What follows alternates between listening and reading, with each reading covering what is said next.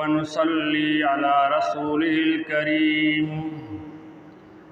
أما بعد، قال الله تعالى في القرآن المجيد والفرقان الحميد: أعوذ بالله من الشيطان الرجيم. بسم الله الرحمن الرحيم.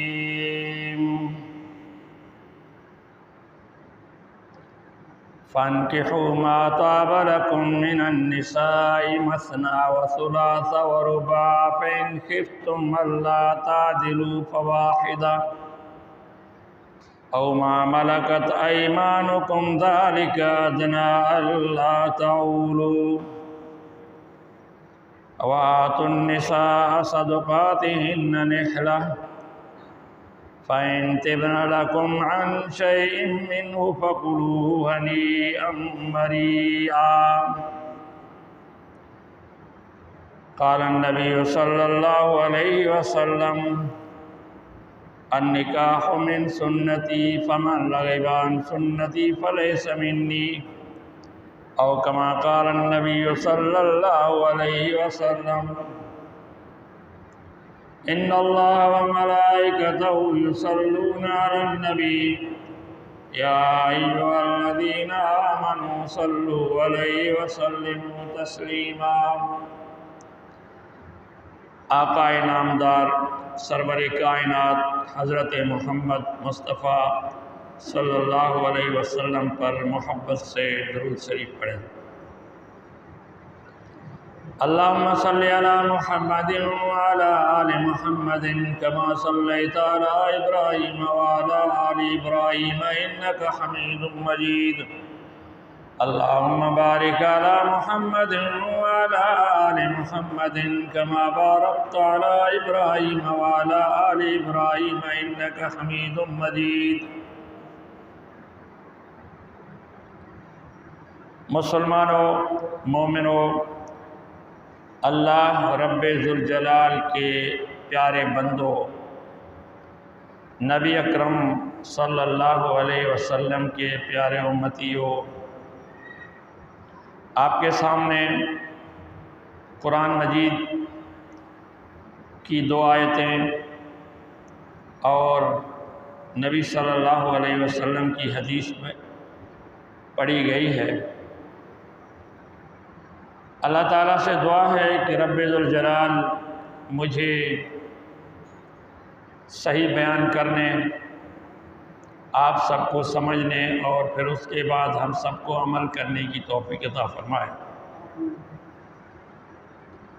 ان آیتوں اور حدیثوں میں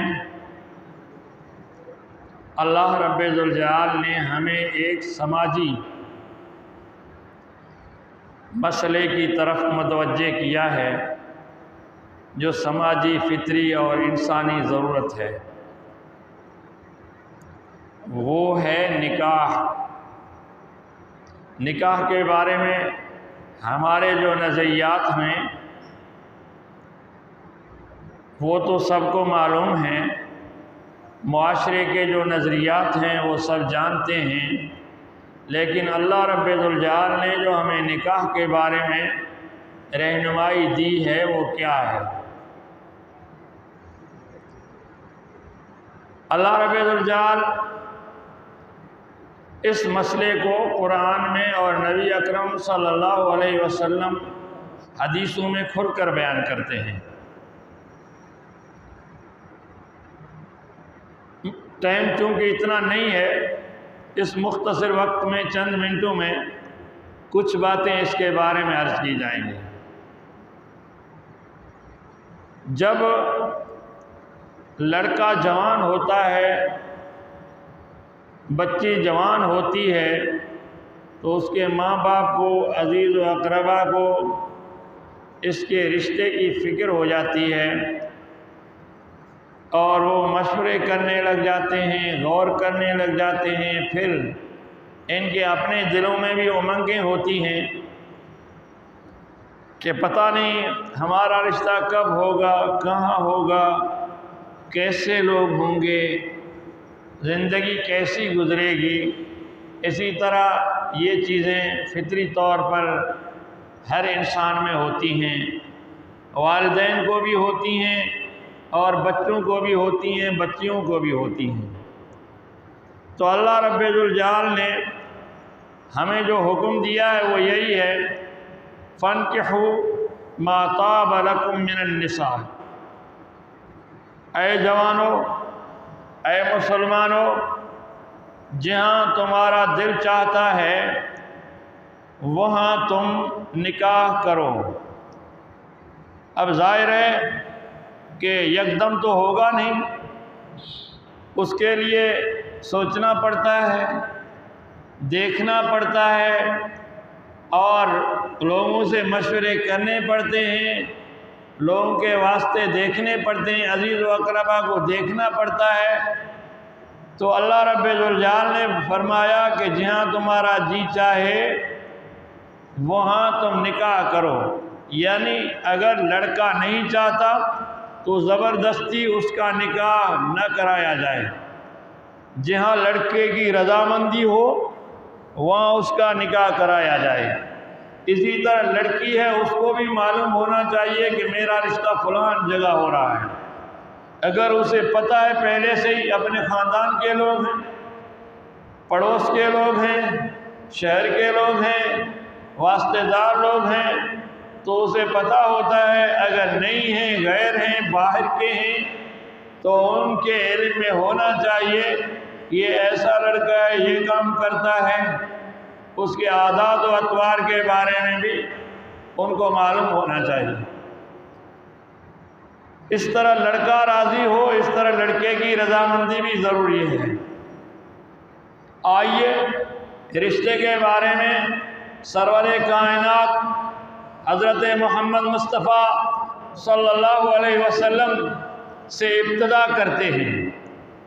جب نبی اکرم صلی اللہ علیہ وسلم جوان ہوتے ہیں، کیونکہ ماں باپ ہیں نہیں، اب جو ہے تو دادا ہے نہیں، اب نبی صلی اللہ علیہ وسلم کی سرپرستی چچا ابو طالب کرتے ہیں، اور نبی جوانی کی دہلیز پر قدم رکھتے ہیں۔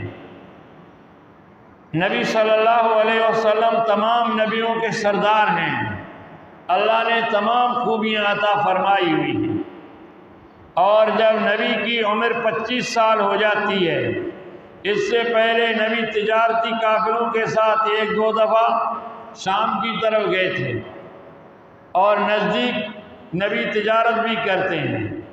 نبی صلی اللہ علیہ وسلم کی کچھ بکریاں ہیں، کبھی خود چراتے ہیں، کبھی دوسرے چراتے ہیں۔ اسی طرح نبی اکرم صلی اللہ علیہ وسلم کا گزارا ہو جاتا ہے، لیکن نبی کی شہرت ایک شریف نوجوان، نبی کی شہرت ایک دیانتدار آدمی، اور نبی صلی اللہ علیہ وسلم کی شہرت انتہائی غیرت مند لڑکے کی ہوتی ہے۔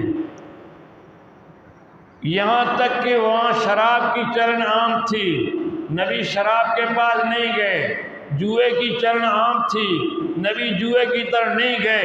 بدکاری کی چلن عام تھی، نبی بدکاری کی طرف نہیں گئے۔ گانے سننے بجانے کا رواج تھا، کنسرٹ ہوتے تھے، محفل موسیقیاں ہوتی تھیں، لیکن نبی صلی اللہ علیہ وسلم ان چیزوں سے بچتے تھے، کہتے یہ صحیح نہیں ہے، یہ خرافات ہیں، اور نبی اپنے کام سے کام رکھتے تھے۔ اب جو ہے تو نبی کی شرافت کا قصہ سن کر، دیانت کا قصہ سن کر، مکے کی بڑی تاجرہ، شریف خاندانی عورت جو کہ اونچے خاندان کی ہے، وہ نبی کو پیغام بھیجتی ہے کہ میرا تجارت کا مال لے کر جاؤ اور میں آپ کو اس کا معاوضہ دوں گی، یہ تجارت کی قافلے کی رہنمائی کرو اور یہ لے جاؤ اور بکوا کے لے آؤ، میں آپ کو معاوضہ دوں گی۔ جب اس کا پیغام ملا تو نبی اکرم صلی اللہ علیہ وسلم اپنے چچا سے پوچھتے ہیں، خدیجہ کا پیغام مجھے ملا ہے تجارت کا سامان لے جانے کے لیے، چچا آپ کا کیا خیال ہے؟ چچا نے کہا بیٹا ضرور جاؤ، کیونکہ وہ جو زبان کرتی ہے وہ معاوضہ آپ کو دے گی۔ اور انتہائی شریف عورت ہے اور پاکیزہ عورت ہے، اس کا مال لے جاؤ، کوئی مسئلہ نہیں ہوگا۔ اب نبی اکرم صلی اللہ علیہ وسلم تجارت کا سامان لے جاتے ہیں، تجارت کا سامان لے جاتے ہیں، اور تاجروں کا جو رویہ تھا وہ یہی تھا کہ ابتدا میں قیمت بہت اونچی لگاتے تھے، پھر بارگیننگ ہوتی تھی، پھر وہ رعایت لینے کی کوشش کرتے تھے، وقت لگ جاتا تھا، کبھی سودا ہوتا تھا کبھی نہیں ہوتا تھا، چیز میں جو عیب ہوتا تھا وہ چھپاتے تھے، کسی چیز میں ٹوٹ پھوٹ ہوتی تھی وہ بتاتے نہیں تھے، دیانتداری نہیں تھی۔ لیکن نبی ایسے تاجر نہیں تھے، نبی نے جاتے ہی مناسب ریٹ رکھ لیا، مناسب معاوضہ رکھ لیا، تو ہاتھوں ہاتھ چیزیں بکنے لگیں، جو عیبدار چیز تھی وہ بتا دیا کہ اس میں یہ خامی ہے، اور کیونکہ نبی کی ایک ساکھ تھی، نبی کا ایک معیار تھا اور نبی کی باتوں میں اثر تھا، تو اس طرح نبی پر،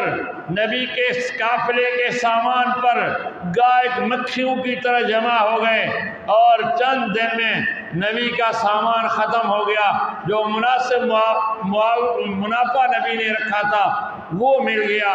تو اس طرح جو ہے تو نبی چند دن میں بڑا منافع کما کے واپس ہو گئے۔ پہلے لوگ ایک تو غبن کرتے تھے، منافع ظاہر نہیں کرتے تھے، زیادہ ہوتا تھا کچھ خود کھا جاتے تھے، کچھ بتاتے تھے، پھر بہت سا مال ضائع ہو جاتا تھا، کس لیے کہ وہ ان کی نگرانی اور خیالداری نہیں کرتے تھے، ٹوٹنے والا ٹوٹتا تھا، اور جلنے سلنے والا جیسے پھل ہے، سبزی ہے، خراب ہونے والی چیز خراب ہو جاتی تھی، نہیں بکتی تھی، کچھ چیزیں واپس ہو جاتی تھیں، تو اسی لیے انہیں من چاہا منافع نہیں ملتا تھا، ٹائم لگتا تھا۔ لیکن نبی نے کم وقت میں یہ سامان بھیجا اور واپس آ گیا۔ جب خدیجہ الکبریٰ کو ایک غلام نے آ کر بتایا کہ قافلہ آ رہا ہے، اور وہ بھی ان کے ساتھ گیا تھا، وہ پہلے آیا، کیوں قافلے کی رفتار الگ ہے اور آزاد سواری کی رفتار الگ ہے، تو اس نے آگے بتایا، وہ حیران ہوگی، اتنی جلدی؟ کہا ہاں۔ پھر اس نے نبی کی جو تعریف کی، خدیجہ الکبریٰ کی عمر ڈھل رہی تھی، اب جوانی کے آخری وقت تھا، اب بڑھاپا نزدیک تھا، 40 سال عمر تھی، بیوہ تھی، 2-3 بچیاں تھیں، ان کو سنبھالتی تھی، ان کی نگرانی کرتی تھی، اور مال تجارت خود کراتی تھی دوسروں کے ذریعے۔ تو اس طرح جو ہے تو اس کے لیے رشتے آتے تھے، کیونکہ ہماری طرح عربوں میں یہ چیز نہیں تھی کہ جو ہے تو بیواؤں کوئی رشتے نہیں کرنے ہیں، طلاق یافتاؤں کے رشتے نہیں کرنے ہیں، بہت رشتے آتے تھے، لیکن وہ ٹھکراتی تھی، کہتی ابھی جو ہے تو زندگی میری کتنی بچ گئی ہے، اور جو ہے تو میں شادی نہیں کروں گی، وہ انکار کرتی رہی۔ لیکن جب نبی کی اتنی تعریفیں سنی، شرافت سنی، اسے بھی ایک سہارے کی ضرورت تھی، اسے بھی ایک مرد سرپرست کی ضرورت تھی کہ میرے تجارت کی نگرانی کیا کرے، تو نبی کی طرف خود پیغام بھجوایا، نکاح کے لیے اگر آپ نکاح کرنا چاہتے ہیں تو میں آپ سے نکاح کے لیے تیار ہوں۔ نبی پھر بھی خود گئے چچا کے پاس، اس سے مشورہ کیا، اس نے کہا بیٹا یہ تو انتہائی شریف اور ہمارے ٹکر کی عورت ہے، اس سے نکاح کرنے میں کوئی حرج نہیں ہے، اگر آپ راضی ہیں تو میں راضی ہوں۔ تو نبی نے فرمایا آپ بڑے ہیں، جو حکم آپ کریں گے۔ اس نے کہا میں تو راضی ہوں۔ پھر نبی بھی راضی ہو گئے۔ اب عمروں میں 15 سال کا فرق، نبی 25 سال کے، خدیجہ الکبریٰ 40 سال کی، نبی کنوارے، خدیجہ الکبریٰ بیوہ، لیکن نبی نے یہ رشتہ قبول کر لیا۔ کس لیے قبول کر لیا؟ شرافت کی وجہ سے، نیکی کی وجہ سے، پاک دامنی کی وجہ سے نبی نے یہ رشتہ قبول کیا ہے۔ اب رشتے کا معیار جو لوگ دیکھتے ہیں وہ کوئی دولت کو دیکھتا ہے کہ لڑکی والے دولت مند ہیں، جہیز زیادہ دیں گے، اس لالچ سے بھی رشتہ کرتے ہیں لوگ۔ لڑکے والے دولت مند ہیں، ہماری لڑکی کو خوش رکھیں گے، وقت پر ہمیں کام دیں گے، اس لالچ سے بھی لوگ رشتہ کرتے ہیں۔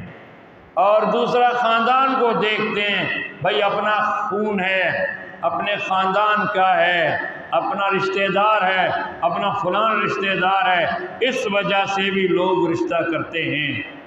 اور کچھ لوگ خوبصورتی کی وجہ سے کرتے ہیں، بھئی لڑکی خوبصورت ہے اسی لیے لڑکے کا رشتہ جاتا ہے، یا لڑکا خوبصورت ہے اس وجہ سے لڑکی والے قبول کرتے ہیں، بھئی لڑکا وجیح ہے، ہینڈسم ہے، اسمارٹ ہے، خوبصورت ہے، فلان ہے، اس چیز کو بھی دیکھا جاتا ہے۔ یعنی رشتے میں لوگ خاندان کو دیکھتے ہیں، رشتے میں لوگ دولت کو دیکھتے ہیں، رشتے میں لوگ خوبصورتی کو دیکھتے ہیں، لیکن قرآن و حدیث کا معیار الگ ہے، اللہ کا معیار الگ ہے، نبی صلی اللہ علیہ وسلم نے جو ہمیں معیار دیا وہ الگ ہے۔ رشتے میں معیار کیا ہے؟ نیکی ہے، شرافت ہے، دینداری ہے۔ اسلام میں سیرت کو دیکھا جاتا ہے، کردار کو دیکھا جاتا ہے، صورت کو نہیں دیکھا جاتا، گفتار کو نہیں دیکھا جاتا، خاندان کو نہیں دیکھا جاتا، شرافت کو دیکھا جاتا ہے، دینداری کو دیکھا جاتا ہے، کردار کو دیکھا جاتا ہے۔ تو اسی لیے نبی کی حدیث ہے، لوگوں کچھ لوگ رشتہ کرتے ہیں مال کی وجہ سے، کچھ لوگ وجاہت کی وجہ سے، اونچا خاندان ہے، اور کچھ لوگ اپنے تعصب، اپنے خاندانی تعصب کی وجہ سے کہ بھئی اپنا خاندان ہے، اور کچھ لوگ خوبصورتی کی وجہ سے کرتے ہیں۔ اے مسلمانوں، تم شرافت اور دینداری کو دیکھو۔ تو اللہ تعالیٰ فرماتے ہیں وَلَا تَنْكِحُوا الْمُشْرِكِينَ حَتَّى يُؤْمِنُوا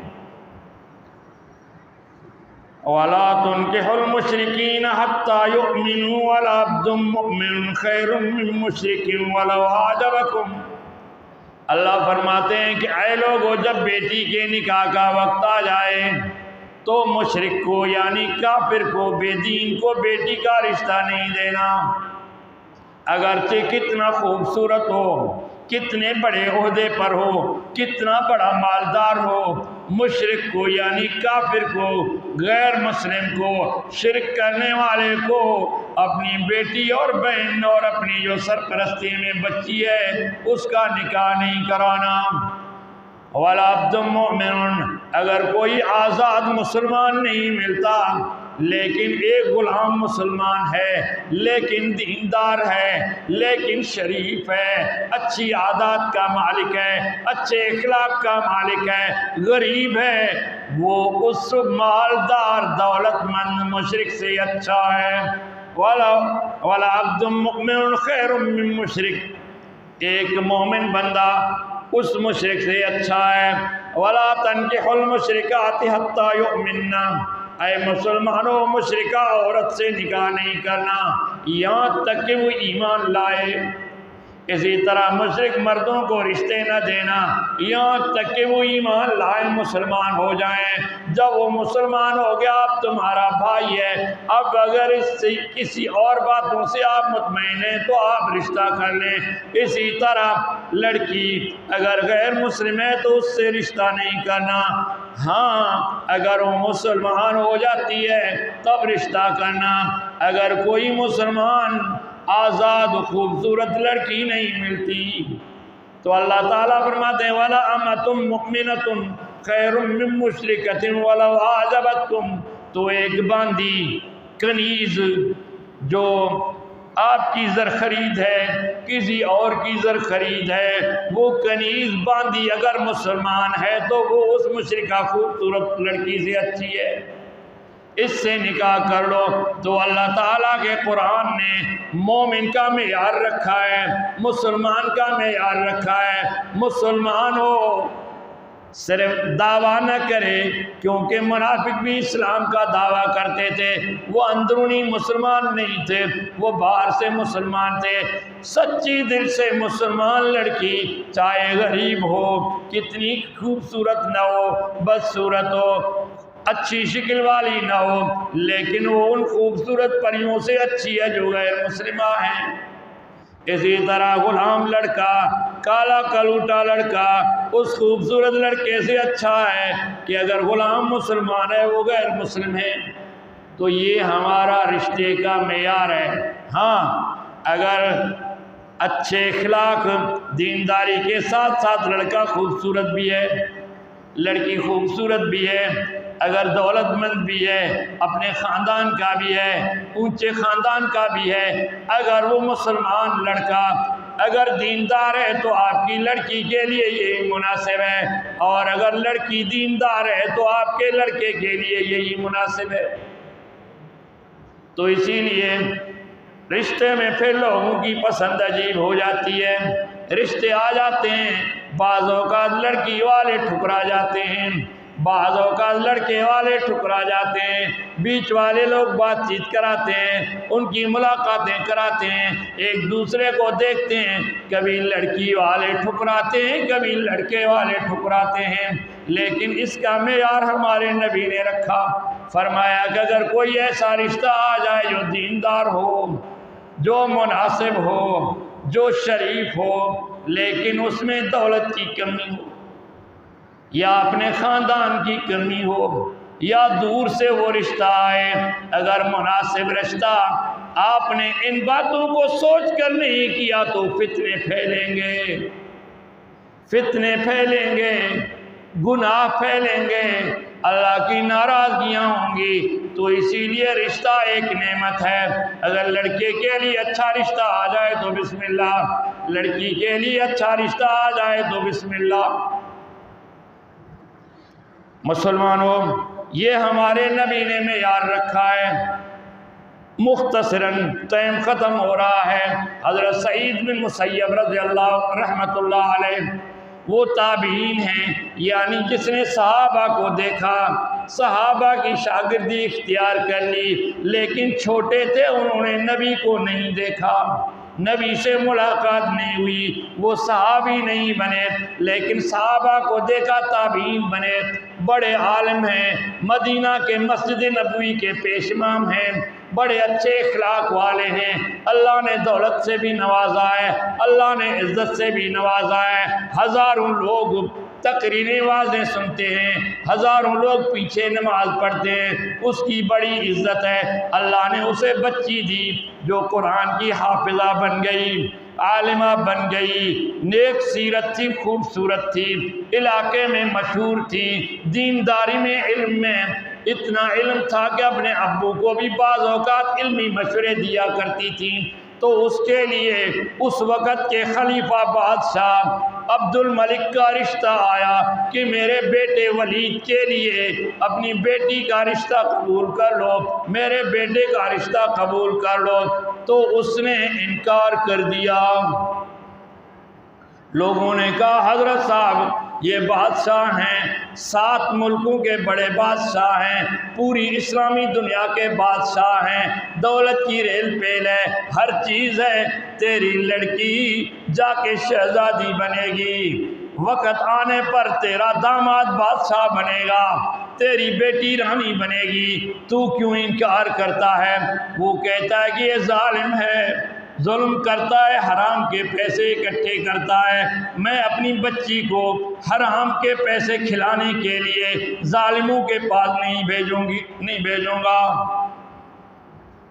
تو ایسے ہی حدیث پڑھاتا ہے، قرآن پڑھاتا ہے، شاگرد آتے ہیں، ایک نوجوان تھا جو توجہ سے حدیثیں سنتا تھا، قرآن سنتا تھا، یاد کرتا تھا، مسائل سنتا تھا، کچھ دن نہیں آئے، کچھ دن کے بعد آئے تو پوچھا کہ تو اتنے دن کہاں تھا؟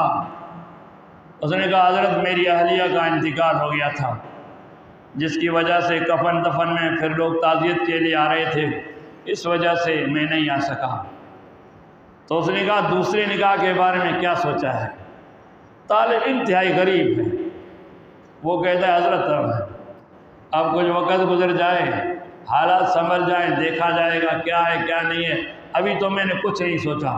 کہا نہیں آپ نوجوان ہو اور آپ کو جو ہے تو بغیر نکاح کے نہیں ہونا چاہیے، تو اگر چاہو تو آپ کا نکاح ہو سکتا ہے۔ کہنے لگا میرے استاد آپ ہیں، بڑے آپ ہیں، اگر آپ کی نظر میں کوئی اچھا رشتہ ہے، آپ کا یہی مشورہ ہے، ٹھیک ہے۔ تو اس نے کہا میں اپنی بیٹی کا نکاح آپ سے کر دیتا ہوں۔